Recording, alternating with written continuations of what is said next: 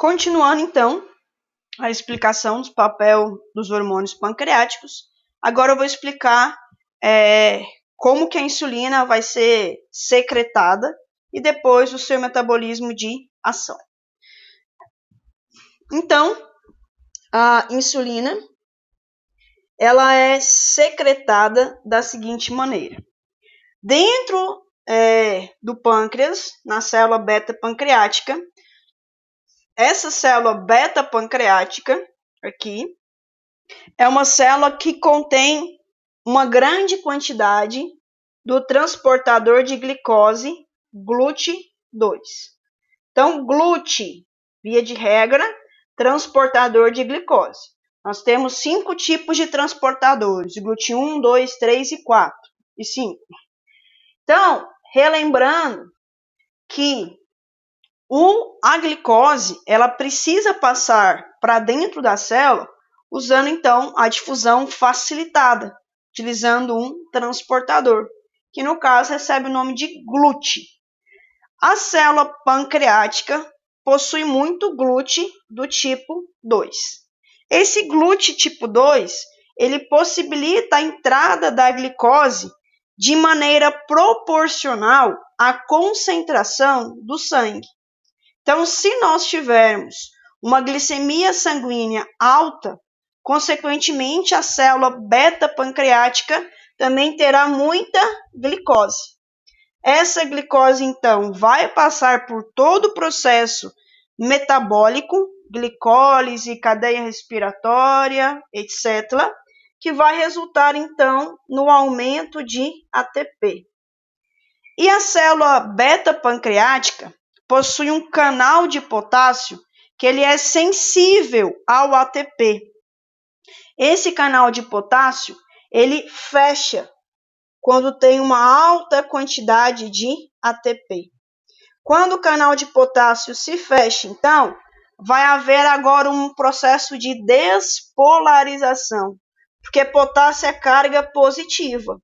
Então, vai haver um acúmulo de carga positiva na parte interna da célula e carga negativa na parte externa da célula. Isso, então, fará com que haja uma mudança no potencial de ação que vai abrir canal de cálcio. Quando abre canal de cálcio, o cálcio vai aumentar. Esse cálcio aumentado vai estimular a exocitose, a secreção de insulina. Isso, então, vai levar ao aumento da insulina no sangue. Olha, tanto que é lógico. A fisiologia é uma ciência lógica. Então, nós temos vários tipos de transportadores. O mais importante para a célula pancreática é o GLUT2. O GLUT2, então, é um transportador que fica basicamente funcionando a todo momento, o que permite, então, que esse transportador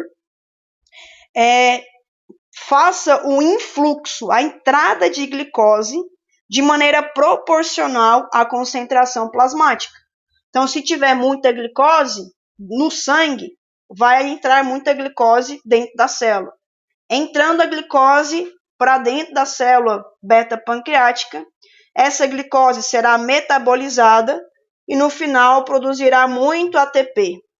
Esse excesso de ATP, então, vai inibir o canal de potássio. Esse canal de potássio, ele estava aberto e com excesso de ATP, esse canal de potássio se fecha. O canal de potássio se fechando, há um acúmulo de cargas positivas dentro da célula.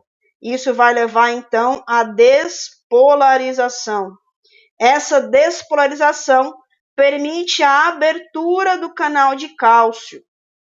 Esse canal de cálcio aberto aumenta cálcio intracelular, que leva o processo de exocitose dos grânulos contendo a insulina.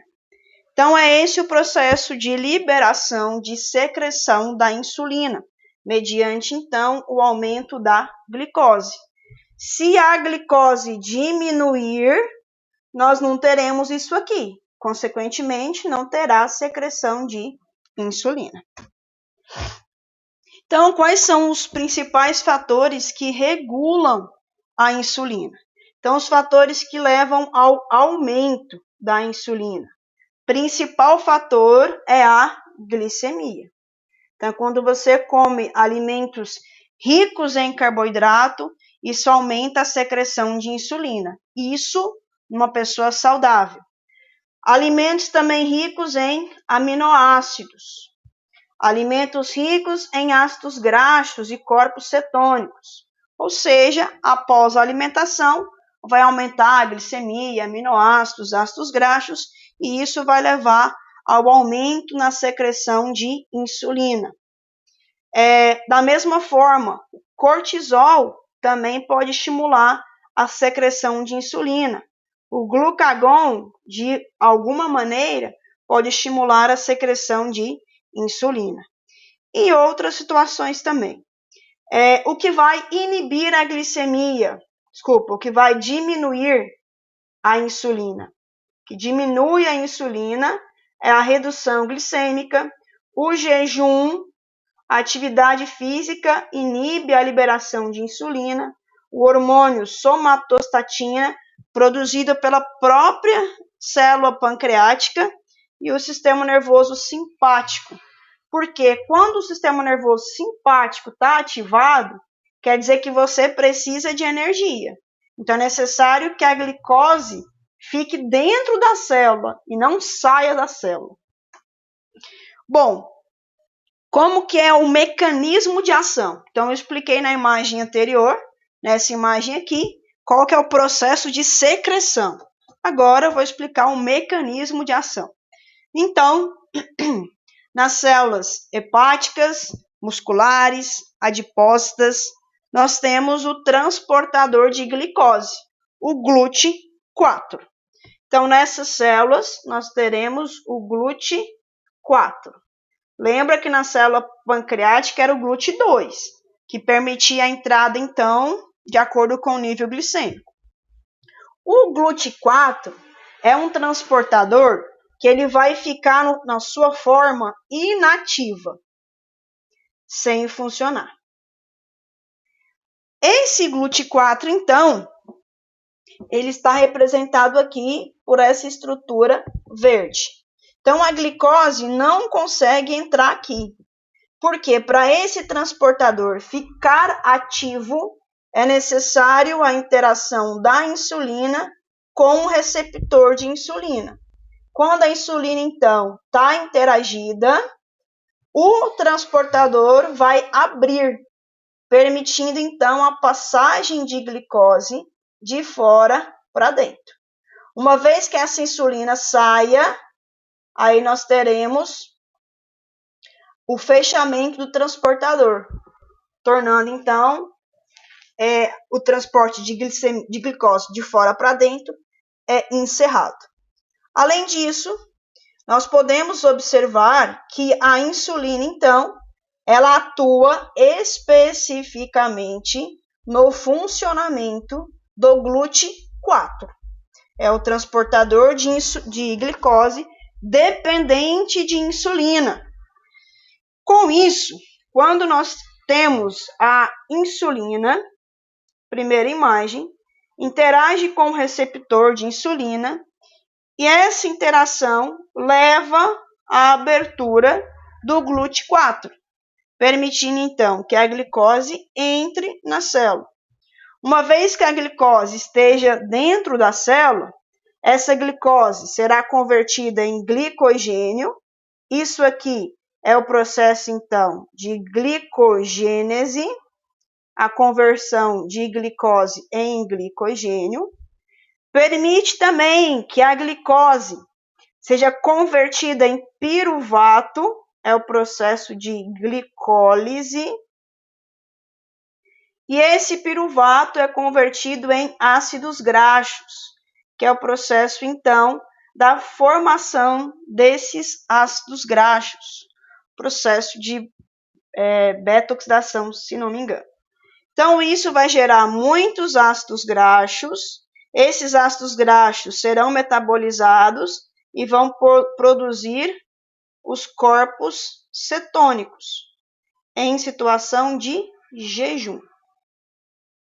Então, a glicose na célula hepática, muscular e adiposta, para ela entrar na célula, ela precisa da insulina, porque o transportador presente nessas células é o GLUT4, que possui, então, essa função.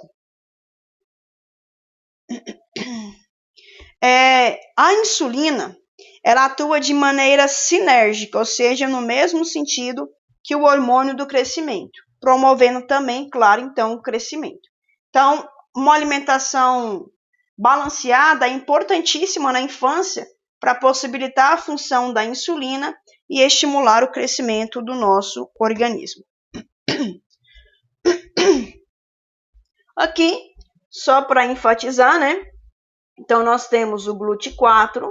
Esse GLUT4 só vai funcionar porque nós temos a insulina interagindo com o receptor de insulina. Isso vai gerar, então, uma sinalização celular que vai principalmente levar à abertura do GLUT4, além de levar a metabolismo lipídico, efeitos no crescimento, foi o que eu acabei de falar no slide anterior, e efeitos no metabolismo de proteínas. Então, a insulina, a principal função vai ser, então, abrir e estimular a produção de mais GLUT4. Além disso, efeitos no metabolismo lipídico, efeitos no crescimento e efeitos no metabolismo proteico, né? A insulina, então, é um dos hormônios que nós possuímos, que não depende da ativação do eixo hipotálamo hipófise glândula, depende apenas do nível da glicemia. O excesso de carboidrato, quando ele não pode ser convertido em glicogênio, ele será convertido então em gordura, em tecido adiposo. Então, nós temos aqui a glicose presente no sangue, que na célula muscular, por meio da GLUT4 e da insulina, nós vamos então pegar a glicose e converter em glicogênio. Também, o aminoácido que entrar dentro da célula muscular, esse aminoácido será convertido em proteína.